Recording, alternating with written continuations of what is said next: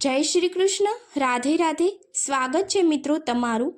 અષાઢી પૂનમના દિવસે જો આ એક ઉપાય કરી લેવામાં આવે તો ભગવાન વિષ્ણુ અને માતા લક્ષ્મીની તમારા પર અપાર કૃપા થશે। તો જાણી લઈએ આ ઉપાય મિત્રો। જો તમે આ ચેનલમાં નવા હોય અને ચેનલમાં આવા વાસ્તુને લગતા ઉપાયો જાણવા માગતા હોય તો અમારી આ ચેનલને અચૂકથી તમે મુલાકાત લેજો અને આ ચેનલમાંને જરૂરથી સબસ્ક્રાઈબ કરજો, જેથી કરીને આવનારા અનેક વિડીયોની માહિતી તમને મળતી રહે। મિત્રો, આ દિવસને ખૂબ જ ખાસ માનવામાં આવે છે, કારણ કે આ દિવસે જે કંઈ ઉપાયો કરવામાં આવે તેનું ફળ આપણને અચૂક મળે છે અને આપણી આ ચેનલની અંદર વાસ્તુશાસ્ત્રને લગતા દરેક પ્રકારના ઉપાયો બતાવવામાં આવેલ છે। તો આજે આપણે જે કંઈ ઉપાય જાણવાના છીએ તે એવો ઉપાય છે કે તેનાથી રંક પણ રાજા બની શકે છે, તમને રંકમાંથી પણ તે રાજા બનાવી શકે છે। એટલે કે તમે આર્થિક તંગીનો સામનો કરી રહેલા હોય તો તેમાંથી તમને મુક્તિ મળી શકે છે અને ધનવાન બની જશો। પણ જો આ ઉપાય સાચી રીતે અને સાચા સમયે આ વિડીયોમાં જણાવવામાં આવેલ છે એવી રીતે કરવામાં આવે તો જ તેમનું શુભ ફળ મળે છે। એટલા માટે આ વિડીયોને તમે અંત સુધી જોતા રહેશો, જેથી કરીને તમને સંપૂર્ણ માહિતી મળી શકે અને તમે પણ જીવનમાં રહેલી આર્થિક કટોકટીને તમે દૂર કરી શકશો।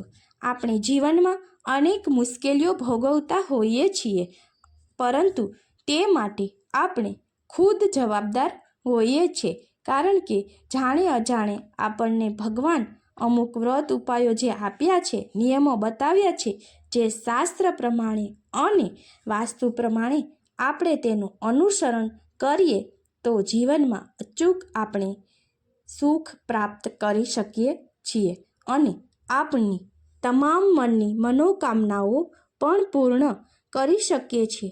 ઘરમાં આર્થિક, શારીરિક તમામ રીતે આપણે મજબૂત બની શકીએ છીએ। તે માટે અમુક ઉપાયો જે આપણા શાસ્ત્રમાં બતાવ્યા છે તે પ્રમાણે આપણે આ અમુક ઉપાયોને આ દિવસોએ જરૂર કરવા જોઈએ, જેથી ભાગ્યમાં જે કાંઈ પણ અડચણ હોય તે તમારી દૂર થઈ શકે છે।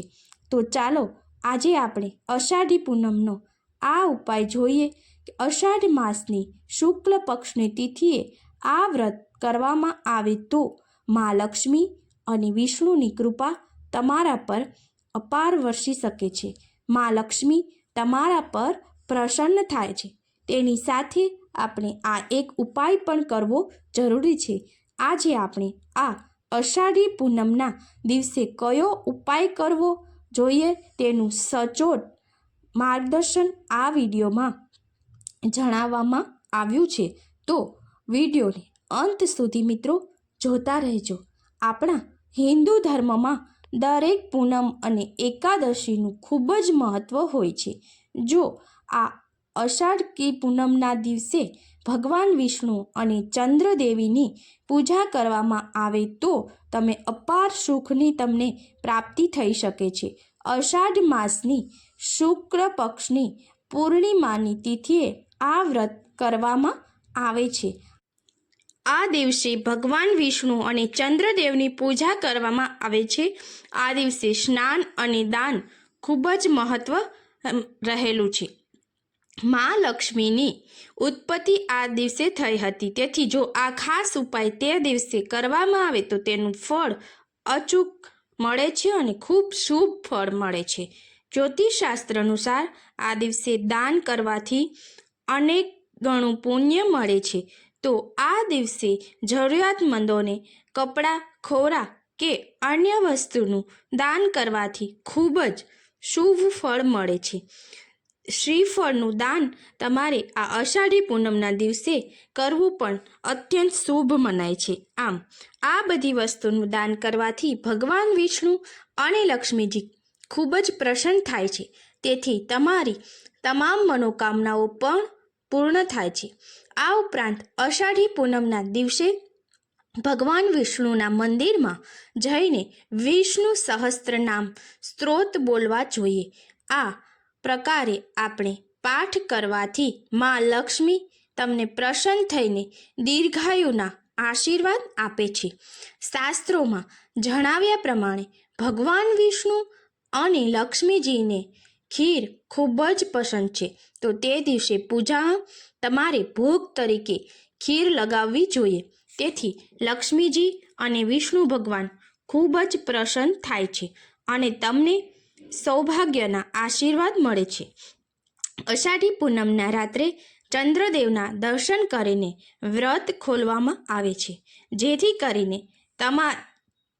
માનસિક તણાવ હોય તો તેનામાંથી પણ તમને મુક્ત થઈ શકો છો. આવું કરવાથી તમારે ચંદ્રની સ્થિતિ મજબૂત બને છે.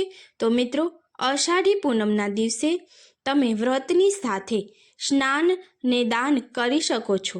આ ઉપરાંત ચંદ્રદેવના દર્શન કરી તમારે ચંદ્રને મજબૂત બનાવી શકો છો અને તમે દીર્ઘાયુ અને સૌભાગ્ય પ્રાપ્ત કરી શકો છો. તો મિત્રો, આમ અષાઢી પૂનમના દિવસે વ્રતની સાથે તમે આ સ્નાન, દાન અને આ ઉપાયો કરશો તો ભગવાન વિષ્ણુ અને લક્ષ્મીજીના તમારા પર ખૂબ જ આશીર્વાદ પ્રાપ્ત થશે, જેથી કરીને તમે તમારી તમામ મનોકામનાઓ પૂર્ણ કરી શકશો. જો તમે માનસિક તણાવમાંથી પસાર થઈ રહ્યા હોય તો ચંદ્રદેવના અચૂક દર્શન કરી અને અષાઢી પૂનમના દિવસે તમે તણાવમાંથી પણ મુક્ત થઈ શકો છો. મિત્રો, આજે આપણે જે કંઈ ઉપાય જોયા છે એ પૂનમના દિવસે કરવાના ઉપાય જોયા છે. તેવી જ રીતે વાસ્તુશાસ્ત્ર પ્રમાણે અમાસના દિવસે પણ અમુક ઉપાય કરવામાં આવે છે, જેને ખાસ માનવામાં આવે છે. મિત્રો, આમ તો દરેક માસમાં પૂનમ આવે છે, પરંતુ આ માસની પૂનમનો ખૂબ જ મહત્ત્વ રહેલું છે.